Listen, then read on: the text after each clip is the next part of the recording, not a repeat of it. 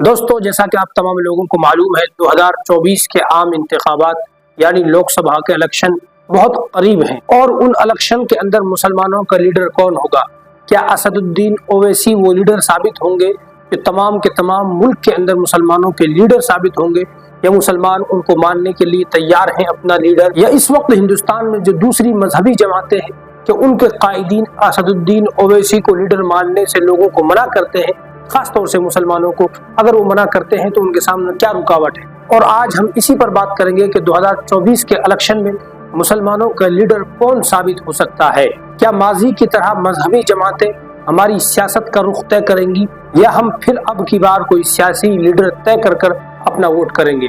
इससे पहले भी 2024 के इलेक्शन के ताल्लुक से हम बात कर चुके हैं, जिसका मजमून था 2024 के इलेक्शन और मुसलमान, वो मुसलमानों के ताल्लुक से कि मुसलमानों को क्या करना चाहिए।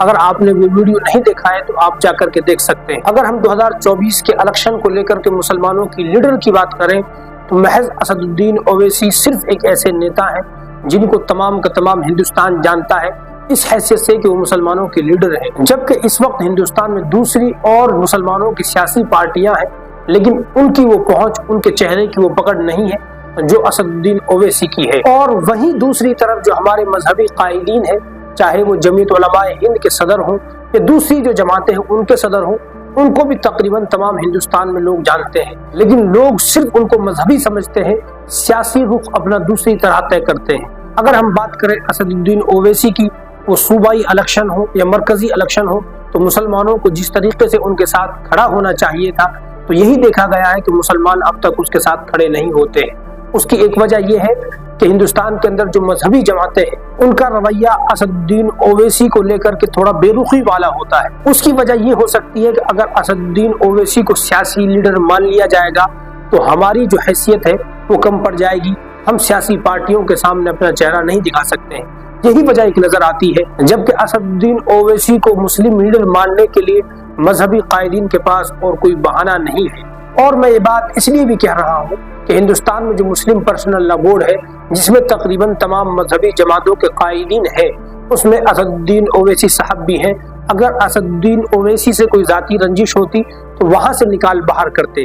उसका मतलब ये है कि जाती रंजिश कोई नहीं है, लेकिन अगर उसको सियासी लीडर मान लिया जाएगा तो अपनी हैसियत कहीं कम ना हो जाए, इसलिए दूसरी जमातें, मजहबी जमातें असदुद्दीन ओवैसी को अपना सियासी लीडर मानने से मुसलमानों के सामने आड़ और रुकावट बनती है। अगर हम असदुद्दीन ओवैसी की ही बात करें तो उसके सामने एक सवाल बहुत बड़ा ये है कि जिस तरीके से असदुद्दीन ओवैसी बात करते हैं अपने बयानों में, उन पर हमेशा ये इल्जाम लगता है कि वो मुसलमानों की ही बात करते हैं। और बहुत सारे प्रोग्रामों में उनसे ये पूछा भी जाता है कि आप सिर्फ मुसलमानों की बात करते हैं, और उनको इस बात पर फख्र भी है कि मैं मुसलमानों की बात करता हूँ, लेकिन वो साथ में कहते हैं कि मैं पिछड़ों की, तमाम पिछड़ों की बात करता हूँ। अगर उनके बयानात की बात करें कि उन पर यह इल्जाम होता है कि वो सिर्फ मुसलमानों की बात करते हैं और पूरे जोश के साथ बयान करते हैं, तो ये बात तो यकीनी है और इस बात का मैं खुद गवाह हूँ। वो ऐसे कि 2022 के अंदर जब यूपी का इलेक्शन हुआ तो असदुद्दीन ओवैसी साहब सहारनपुर की एक जगह भेंट में आए हुए थे, तो वहां हम नहीं जा पाए, मेरे कुछ साथी गए, और उसके बयानात सुनकर के वो जब दोबारा देवबंद आए तो उन साथियों में से एक साथी जो बहुत समझदार था, तारीख से वाकिफ था,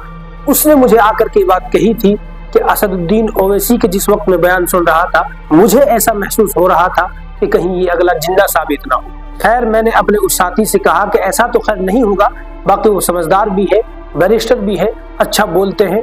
रही बात उनके बात में जज्बे की, उनकी बातों में जोश की, तो वो जोश आना लाजिम है। जिस तरीके से आज मुसलमानों को जुल्म का शिकार किया जा रहा है, तो वो जोश आना उनके बयानों में लाजिम है।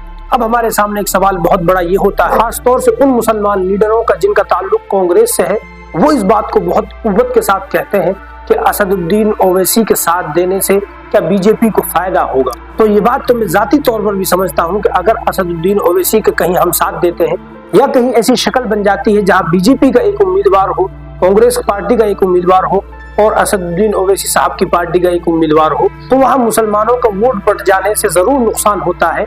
लेकिन ये बात याद रखें, मैंने जाती तौर पर इसका कई बार मुशाहदा किया है कि जब भी मुसलमानों पर कोई आफत आती है तो असदुद्दीन ओवैसी डंके की चोट पर बात करते हैं, वो सदन में भी बात करते हैं, सदन के बाहर भी बात करते हैं, लेकिन कांग्रेस के अंदर वो दर्द नजर नहीं आता है। क्या हम मुसलमान सिर्फ इसी डर से कि बीजेपी को फायदा होगा, क्या हम उसको लीडर नहीं चुन सकते हैं? ये सवाल आपके सामने है, इसका जवाब आप भी तलाश करें। रही बात असदुद्दीन ओवैसी की, तो वो सड़क से लेकर के सदन तक, मीडिया से लेकर के चौराहों तक तमाम जगह मुसलमानों की ही बात करते हैं और पिछड़ों की भी वो बात करते हैं। रही बात मेरी जाती राय की, तो मेरी जाती राय यही है कि मुसलमानों को असदुद्दीन ओवैसी साहब के साथ देना चाहिए और खासतौर से ऐसी जगह पर जरूर साथ देना चाहिए जहां मुसलमान फायदा पहुंचा सके और जहां असदुद्दीन ओवैसी साहब के उम्मीदवार को जिता सके। और इसी के साथ मेरी असदुद्दीन ओवैसी साहब से, अगर वो मुझे सुन रहे हैं या वीडियो उन तक पहुंचे, उनसे यही गुजारिश होगी कि आपके बयानात को हम भी सुनते हैं, आपके बयानों में यकीनन वो जोश होना चाहिए, क्योंकि इस वक्त मुसलमान मजलूम भी है, लेकिन आप जब बयान करते हैं तो उसमें सिर्फ ऐसा लगता है कि आप मुसलमानों की ही बात करते हैं और बात करना आप पर लाजिम है, आप पार्टी है मुसलमानों की, और आपके बयानों से उस वक्त ऐसा साबित होने लगता है, या हिंदू या दूसरे मज़ाहिब के लोग जब बयान सुनते हैं तो उनको आपकी बातों में ऐसा लगता है कि आपके बयानों में उनको जगह नहीं। कई बार बात होती है तो आपके बयानों को लेकर के वो बात कहते हैं, बाकी आपकी सोच पर, आपकी नीयत पर हमें न पहले शक था न आज शक है। और असदुद्दीन ओवैसी साहब कई बार कस्में खाते हैं मस्जिदों में कि मुझ पर बहुत सारे लोग इल्जाम लगाते हैं बीजेपी ने खरीद लिया। तो हमें यकीन है आप पर, आपकी नीयत पर पूरा यकीन है कि आप और आपकी जमात यकीनन ऐसे नहीं हो सकते। नीयत बिल्कुल साफ है, वो अलग चीज है कि बीजेपी को फायदा हो रहा है या किसको फायदा हो रहा है। और असदुद्दीन ओवैसी साहब ये बात बार बार दोहराते भी हैं कि हम सिर्फ इसलिए इस डर से कांग्रेस या किसी दूसरी पार्टी को वोट नहीं दे सकते कि बीजेपी का फायदा होगा, बीजेपी का फायदा होगा, और ये कब तक आखिर होता रहेगा।